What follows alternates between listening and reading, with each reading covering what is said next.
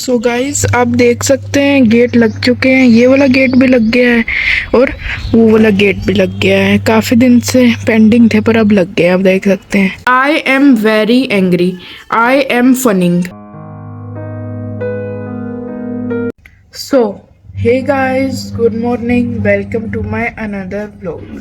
सो guys कल रात को 1:30 या 2:30 बजे के बीच में बादल इतने जोर जोर से गरज रहे थे।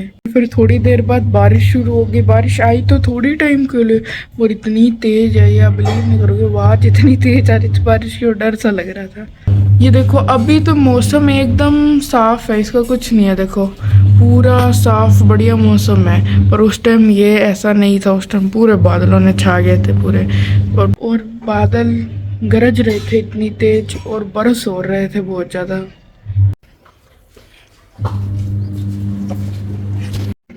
सो गाइस आप देख सकते हैं गेट लग चुके हैं। ये वाला गेट भी लग गया है और वो वाला गेट भी लग गया है। काफ़ी दिन से पेंडिंग थे पर अब लग गए। आप देख सकते हैं। वैसे तो बढ़िया ही लग रहे हैं, सही है, बढ़िया है बहुत।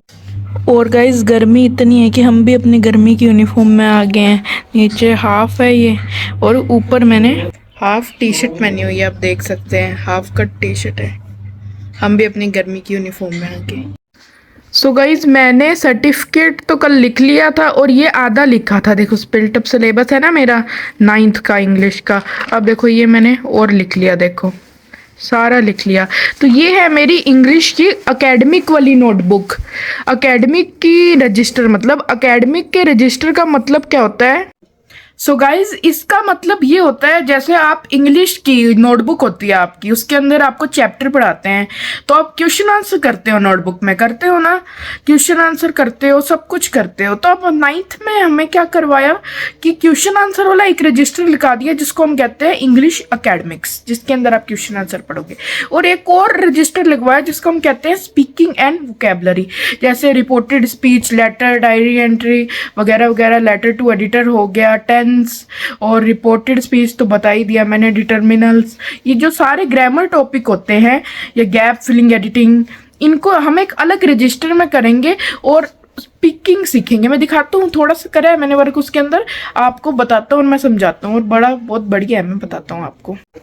ये मेरा है दूसरा वाला रजिस्टर जिसके अंदर मैंने सर्टिफिकेट लिखा है, स्पिल्ट अप सिलेबस लिखा है। देखो ये पहले वाला, ये है दूसरे वाला, ये है अगले वाला।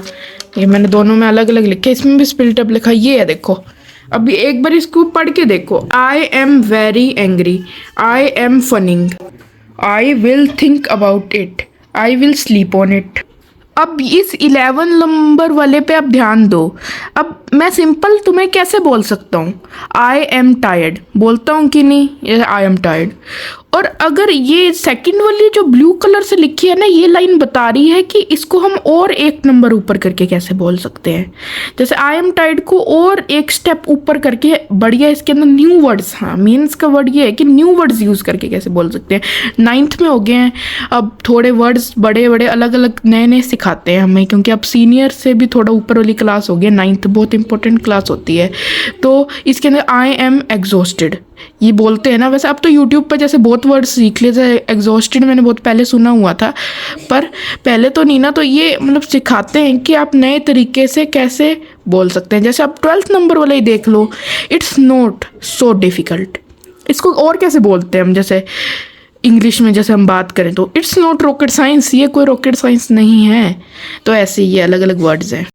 तो मैंने ये वर्ड्स लिख लिए हैं यहाँ पे, आप देख सकते हैं। ये मैंने वर्ड्स लिखे हैं। मैं एक बारी ऊपर से देता हूँ, आप अगर पढ़ना चाहें तो स्क्रीनशॉट लेके पढ़ भी सकते हैं, बढ़िया है ये।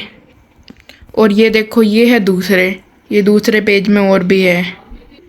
That's an easy decision, that's an easy call, अलग अलग है ना। देखो I agree with you, we are on the same page, देखो ये अलग अलग है ना। तो ये है। बाकी मैंने यहाँ पे ये इंट्रोडक्शन लिखा है, आप देख सकते हैं। ये यहाँ पे इंट्रोडक्शन है, इस पे भी, और फिर यहाँ पे भी मैंने ऐसे इंट्रोडक्शन लिखे, आप देख सकते हैं।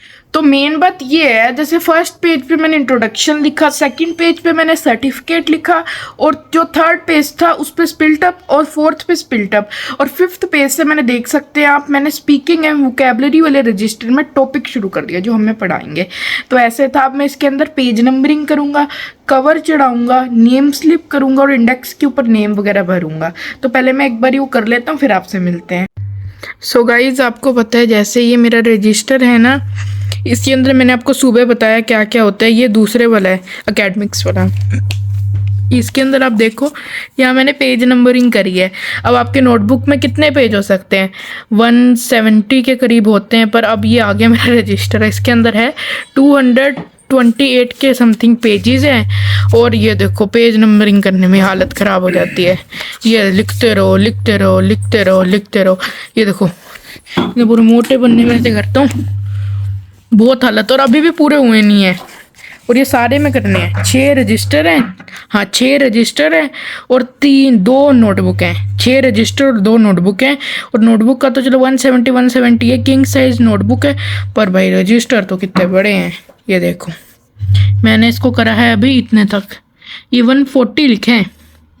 ये 40 लग रहा होगा दूसरे पर, मैं इसको एक बार सही कर देता हूँ। ये देखो, ये 140 है, और अब इसके आगे लिखने हैं। तो सिंपल मैंने पता क्या दिमाग लगाया, ये देखो यहाँ पे क्या लिखे है, 228 pages including index and printed information. तो इंडेक्स का आप मान लो 2 पेज, क्योंकि आगे और पीछे 2 होते हैं ना। ये इंडेक्स का 1 पेज और ये दूसरा पेज, हम 2 मानते हैं। ये 2 पेज है, एक ऐसे एक ये 2 पेज। और ये जो है ना, ये है स्ट्रेस बस्टर, आप देख सकते हैं। पर मेरे को तो नहीं लगा अभी से स्ट्रेस बस्ट हुआ हो। वो जो अगर ढूंढनी होती है ना, जैसे ये, इसमें तो फिर भी हो जाता है, पर बाकियों में तो नहीं होता। तो इसके अपन ने 2 पेज कर लिए कि ये तो 4 पेज इसके अंदर से माइनस कर दो। जब 4 पेज आपने इसके अंदर से माइनस कर दिए तो कितने बचे? 224 पेजेस बच गए, जो आपके इसके अंदर टोटल है। पर हेंस आपको इसके अंदर नंबरिंग करनी पड़ेगी, 6 रजिस्टर और 2 नोटबुक्स में भी करनी पड़ेगी। कवर चढ़ाना पड़ेगा, ऊपर इनविजिबल कवर चढ़ाना पड़ेगा, नेम स्लिप लिखनी पड़ेगी, फिर ये करना पड़ेगा। तो कल तक मैं कर दूंगा ये। सो गाइज़, आपको पता ही होगा, ये जैसे रजिस्टर है, ये एग्ज़ाम होता है जिसके अंदर ऐसे MCQ क्वेश्चंस आते हैं। ये MCQ क्वेश्चंस होते हैं ना, इनको याद करना होता है और देना होता है। देख सकते हैं आप, ये बुकलेट देते हैं स्कूल में। मैंने ये सारी पढ़ ली, अब देख सकते हैं जो करेक्ट आंसर है उनको मैंने टिक करा हुआ है। ये सारी मैंने शुरू से पढ़ ली। इसके अंदर मेन क्या होता है, इंग्लिश होती है एक, उसके बाद हिंदी होती है, फिर साइंस होती है, SST होती है, और लास्ट में AI होती है। AI कह लो, कंप्यूटर कह लो, वो होता है। ये देखो, अब इसके अंदर मैं एक क्वेश्चन पूछूंगा आपसे, जिसका आपको मुझे सही सही जवाब देना है। इस क्वेश्चन का आपको मुझे आंसर देना है कमेंट सेक्शन में। आप बताओ इसका क्या आंसर हो सकता है। ये आपके ऑप्शंस है इसके अंदर, ABCD आप देख सकते हैं। आपको ये देखना है और मुझे कमेंट में आंसर देना है। जिसका आंसर सही होगा उसका कमेंट में पिन कर दूंगा। और वैसे लास्ट में इसके अंदर आंसर भी दिए हुए हैं, ये देखो सबके आंसर दिए हुए हैं, आप देख सकते हैं।